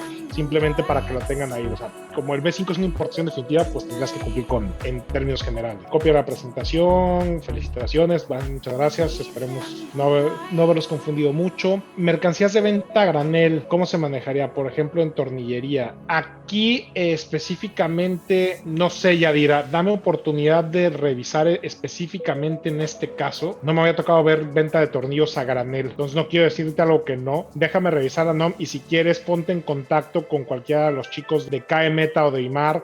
Evidentemente puede ser Juan Jara, puede ser Renato, puede ser Iván, cualquiera de ellos que son los que organizan las pláticas y demás, y por medio de ahí, si les haces llegar tu correo, te prometo que solucionamos la duda, ¿no? Pero para no decir algo algo que no sea correcto y crear confusión, ¿no? Nos preguntan otra, ¿el beneficio del PROSEC para exentar NOM es solo para materia prima o se usa en un producto terminado? También podemos utilizarlo para refracciones y eso. En principio, el criterio que tiene Secretaría de Economía es que solo sea para insumos para fabricación de bienes del artículo 4. Ese es el criterio que tienen en general. Hay un oficio de contingencia de NOMS del 26 de marzo del 2019, creo que es, de 2020, perdón, que por el COVID y todo lo demás, y seguimos en contingencia, te están extendiendo el beneficio a refacciones, maquinaria, equipo y demás. Entonces, ahorita pudieses utilizarlo. Yo que les recomendaría, no abusemos del oficio. El oficio se los podemos hacer ya, denme un segundito. El oficio, nada más ahorita les digo, que es el oficio PROSEC, que mientras siga vigente, pues lo vamos a tener listo, entonces no hay ninguna limitante, ¿no? Pero bueno, este oficio específicamente es el oficio es del 26 de marzo del 2020, les voy a compartir mi pantalla, monitor 1. Entonces, aquí nos dan ciertos beneficios y ciertas cosas. Entonces, no abusemos de él, por favor, se los recomiendo mucho porque si no nos va a quitar a todos. Entonces, el resolutivo tercero dice, para efectos de lo dispuesto por el inciso H, la fracción 10 del numeral 10 del anexo, que es la extensión del PROSEC, dice, se podrán importar mercancías aun y cuando las mismas no se encuentren listadas en el numeral 5 del PROSEC si se muestra su cumplimiento. Lo anterior es aplicable para materia prima y activo fijo, y insumos, materia prima, activo fijo, refacciones, eso yo lo interpreto como activo fijo, que se utilice en la elaboración de bienes del programa autorizado en los términos del artículo 4 del decreto. Entonces, de momento lo podemos utilizar. No es la intención no sé cuánto tiempo viva esto, pero por lo menos ahí lo tenemos. El oficio lo publicaron en SNICE, ¿no? Por ahí sí lo tienen. Bueno, entonces esa es la pregunta que nos hacían desde Ciudad de México. Para la excepción del PROSEC, mencionaste partes y componentes destinadas al sector PROSEC que tengan autorizado de máquina de equipo. Ya lo resolvimos ahorita con el oficio. Cuando nos quiten el oficio, no sé cuál vaya a ser el criterio de Secretaría de Economía, ¿no? Porque era destinada al proceso productivo, pero yo produzco con mis máquinas o no. En una plática, el director de facilitación comercial de Secretaría de Economía mencionaba que para él solo deberían de ser insumos, pero no estaba por escrito. No abusemos de la figura, simplemente ahorita ceñámonos a lo que está ahí, ¿no? Sobre todo con este oficio. ¿Cuál es el procedimiento para obtener el NICO, los productos que importamos? Va a haber una correlación en el caso de los NICOs, para que lo tengas ahí. Si tú quieres crear un NICO, hay un proceso específico y se tiene que haber importado 1 millón no recuerdo si son dólares o pesos, ahorita, perdón, me confundí, y hay un proceso para poder crear un NICO específico, una fracción, ¿no? Entonces, ya hay una correlación ahí. En la página que les comento de SNICE, ya ahí viene ahorita un proyecto de los NICOs para que lo tengan, y casi están ya todos los capítulos que tienen NICOs, y ya vas tú a poder ver cuál es el que te toca, ¿no? En cuanto a las NOMS, ¿es posible contar con una constancia de manera general por un periodo de tiempo en lugar de por operación? Sí, la constancia es por tu etiqueta. Entonces, si voy a hacer una tontería, yo importo mouse de computadora, pues todos los mouse que sean de ese modelo, de esas características, caen en la constancia, ¿no? Y con su etiqueta. Entonces, tú puedes utilizar la constancia para eso, no hay ningún tema. ¿Es viable exentar la NOM para el cambio de régimen cuando la mercancía se encuentre inservible o ya no funcione? No existe una exención para eso, tendrías que cumplirla. Aquí el tema es como ya no se presenta a la aduana la mercancía, pues tú le etiquetarías en tu planta, ¿no? En principio, Vic, no sé qué opinión pudieses tener, tú que eres el experto en al final de cuentas, se está valorando el tema de todo lo que se importó posterior a la publicación en ese sentido. Lo que podría funcionar es que si lo consideras como un desperdicio, bueno, pues si la fracción tiene la parte de desperdicio, podrías sentar la obligación de la norma, sobre todo aquellas mercancías que fueron importadas antes de la publicación. Pero, digo, hay que ser muy claro, ¿no? No deja de ser un gran reto el definir los criterios aplicables, ¿no? Porque no nada más tenemos la materia prima, también tenemos la parte de activos fijos que fueron importados previamente a esta modificación. Entonces nos dejan en un estado medio de ahí veremos qué pasa, ¿no? Entonces hemos estado aterrizando, por ejemplo, en caso de desperdicio, sí, pero también tiene que ser real que sea desperdicio, ¿no? Porque no nada más por salir del cambio de régimen lo puedes poner en desperdicio. Quiere decir, tendría que haberse canalizado a la materia prima a desperdicio, a obsolescencia. Exactamente. Entonces, es un tema, ¿no? Que hay que analizar. puntualmente, como tú bien decías hace rato, fracción por fracción. Vamos a dar otras más preguntitas. Gracias, Vic. ¿La NOM solo aplica si la mercancía que se importa es para manufacturar y vender en territorio nacional o también que se manufactura y vende en el extranjero? Lo que pasa es que aquí el tema es que es al momento de la importación. Entonces, por eso tienes que analizar la NOM si es que te aplica o no en principio, pero si no importas con Prosec o no importas en temporal, en principio, como regla general, deberías de cumplir con la NOM de etiquetado, ¿no? Es una tontería, ¿no? Como decía, oye, pues ¿cuántos de ustedes han visto el motor de su refrigerador, no? Entonces, no creo que ninguno, pero así está la regla, ¿no? Y hay que cumplir. Excepción del cumplimiento, muestras comerciales. Muestras comerciales solo aplica para empresas certificadas, ¿no? Entonces, si eres una empresa certificada, hay un procedimiento para importar muestras comerciales. Hay que seguirlo solo para que sean empresas certificadas, para las demás no aplica. Si tú necesitas traer muestras para verificar el cumplimiento de la NOM, sobre todo las de cumplimiento, las normas técnicas, sí puedes hacer esto. Vas con ANSE o con ISO, con alguna de estas empresas, pagas una lana, te dan una carta, tú importas la muestra para que puedas hacer el análisis de laboratorio, ¿no? Grandes rasgos, así es como funciona. Una pregunta de lo de IMEX. Cuando existen dos empresas IMEX en el mismo almacén y entre ellas tienen transferencias utilizando el mismo RP, ¿cómo se debe abordar el tema del transporte? Ya que lo único que se utiliza es montacargas. En el tema del transporte, ahí vete a la regla 4321 y ahí hay cinco incisos respecto a los transportes, aunque aquí Alex Bortolotti y Víctor son los reyes de los virtuales, pero el tema es que tú estableces el medio de transporte 4 es medio de transporte con, creo que es a pie o cosas así, Alex, o es el 5, nada más ahorita me atonté. Terrestre. Bueno, es que el 4 y el 5 hay uno que es con dolis y cosas así, y el otro es que es a pie, ¿no? Cosas así, y son todas las mercancías que puedas transmitir en un día. Nada más chécate la 4321, los 5 medios de transporte, y 45 son las que haces las transferencias con, ¿cómo se llama? Creo que el de montacargas es el 4, ¿no?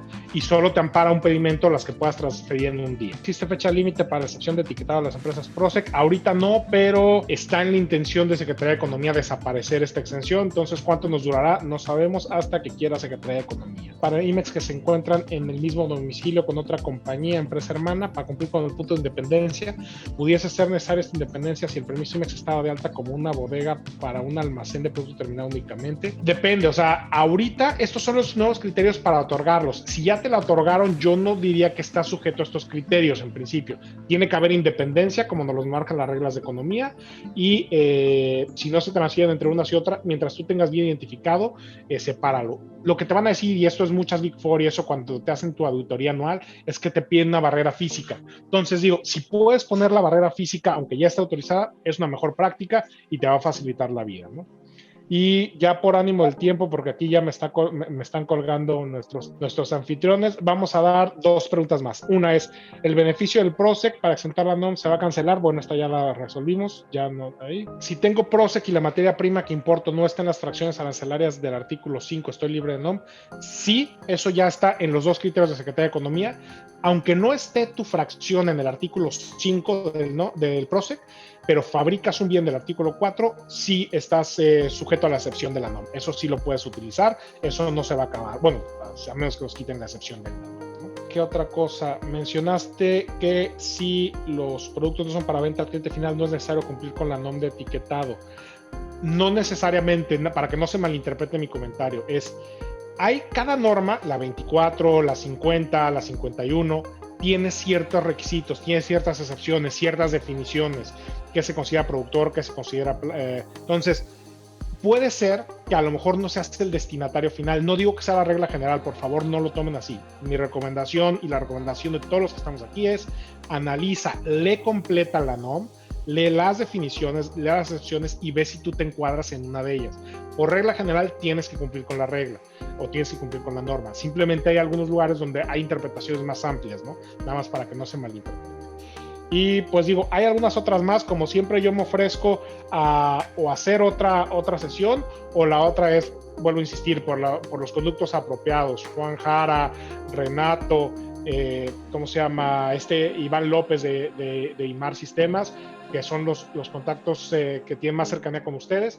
Estas preguntas las recapitulamos y les mandamos una contestación. Denme chance de contestarlas de aquí a la otra semana y mandamos un compilado de las respuestas para que las tengan. Vuelvo a insistir, esta es interpretación de nosotros sin que pueda ser ley, y el disclaimer, la autoridad puede tener una interpretación diferente a nuestro razonamiento. Y pues ya sería eso. Muchísimas gracias otra vez a todos. Y hay que ponernos a jalar, que se ocupa, como dice el Bronco, ¿no? Muchas gracias a todos. Excelente día. Robert, no sé si o aquí en el equipo podemos poner en el chat, porque están pidiendo el Twitter de Robert. Creo que es importante también que sepan que pueden contar pues de manera particular con los servicios de Basham por medio de Roberto Serralde, que es un experto en la materia. Así es que pues si nos ayudan poniendo ahí el correo de Roberto, que ya estaba en pantalla, y tu Twitter, Robert, para que también pues te puedan contactar quien tenga algún requerimiento. Sí, ¿no? se los pongo. Digo, usualmente donde yo trato de subir más información es en LinkedIn. Si en LinkedIn soy Roberto Serralde, creo que soy de los pocos, es lo bueno y malo de tener un apellido medio raro. En mi Twitter es Roberto Serralde, @Roberto Serralde. En esos dos, ahí es donde yo trato de poner información conforme me va llegando, ¿no? Oficios, criterios y demás, y con todo gusto ahí la tiene. Muy bien, pues por parte de IMAR Sistemas, de la agencia banal CAE Meta y de las plataformas Tarifa Empresarial y Vado, les agradecemos mucho su asistencia. Víctor, Alejandro, no sé si quieren dar últimas palabras para concluir con el evento. Muchas gracias, Robert. La ponencia creo que fue de gran utilidad, ¿no? Sin lugar a dudas son temas que en la actualidad estamos viendo y que al final tenemos que tratar de irlo poco a poco, ¿no? Actualmente en las propias aduanas fronterizas, marítimas y demás se encuentran muchísima carga detenida, ¿no? Por todas estas circunstancias, por ejemplo, del cambio de las NOM y demás. Entonces es un tema nuevo relativamente para todos, ¿no? Para poder efectuarla. Y pues bueno, agradecerte infinitamente tu participación en este foro. De igual manera, Jorge, te mandamos un saludo y darle las gracias a todas las personas que se conectaron en este webinar. Esperamos que haya sido de su utilidad. Que todos tengan muy buena tarde. Vic, no sé si tú quieras agregar algo. Muchas gracias a todos. Gracias, Robert. Gracias, Jorge. Gracias a todos. Bendiciones. Buen día. Hasta luego. Buen jueves. Bye, gracias. Bye.